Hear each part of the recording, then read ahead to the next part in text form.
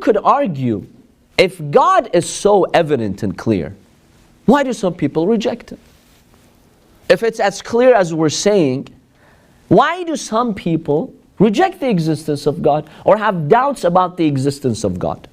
There are two primary reasons. One is out of arrogance. Some people, especially some atheists, they do not want to be subjected to the laws of God. Because when you admit there is a God, God has laws. And if God has laws, you ought to follow those laws. Some people want to be free. It's that arrogance of, no, I don't want to submit myself to God. Or some, it's because of a tragic incident that happened in their life. They're upset at the will of God. So they become angry. That anger pushes them to reject the existence of God. It's really clear to them.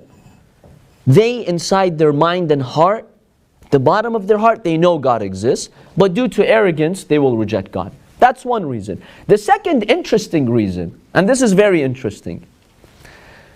When you look at things around you, how do you come to know objects and things?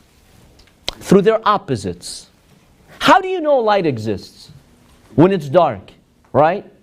Imagine if in our lives there was one shade of light and it's constant. Would you really know what light is when you haven't seen the opposite of light? From the minute you're born till the last day of your life, you see one level of light. It doesn't dim, it doesn't get stronger, it doesn't extinguish, it doesn't get dark. When that happens, can you see the light really sometimes? Or you could have doubts, okay, where is the light when it's all around you? Because you haven't seen the opposite. Once you see darkness, okay, it's a no-brainer. Even a kid understands there's light. The minute light is absent, you're like, okay, now I see that light exists. How do you know what generosity is? Through stinginess. If everyone is generous and they all have the same degree of generosity, you really wouldn't know what generosity is. How do you know what good is when you see evil? If everyone's good, impeccable, perfect, and you have not seen evil in your life, you don't even know what evil is. It's difficult to see the goodness when you're in a constant state of goodness. Now here's the thing. Everything in life has an opposite except Allah. The existence of God has no opposite. We cannot conceive of a creation without God because it's impossible. If, theoretically, we could see a world, a universe without God, the existence of God would be super clear.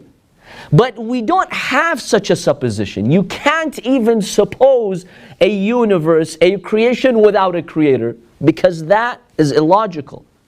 Anything that exists must have a creator, must be created by God. But let's say theoretically, for the sake of argument, we could picture a world in which there was no God. Now that's impossible, but I'm just saying for the sake of argument, if we could picture that, it'd be super clear that there is a God. So some people are confused about the existence of God, or they reject the existence of God. Why? Because there's no opposite to it. It's so clear, it's so evident, it's so, pervasive and continuous and constant. You don't see any other scenario. Therefore, sometimes you just can't see it.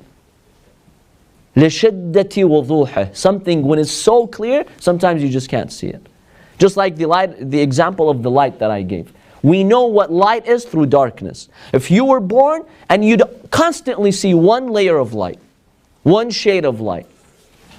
Sometimes, you could be seeing the light, you're like, what is light? I can't see it. Where it is? It's all around you. Where? You haven't seen darkness to compare it. We cannot see the absence of God to compare that absence with the existence of Allah. Hence, some people doubt it. Hence, there are some atheists who reject the existence of God, because it is so clear.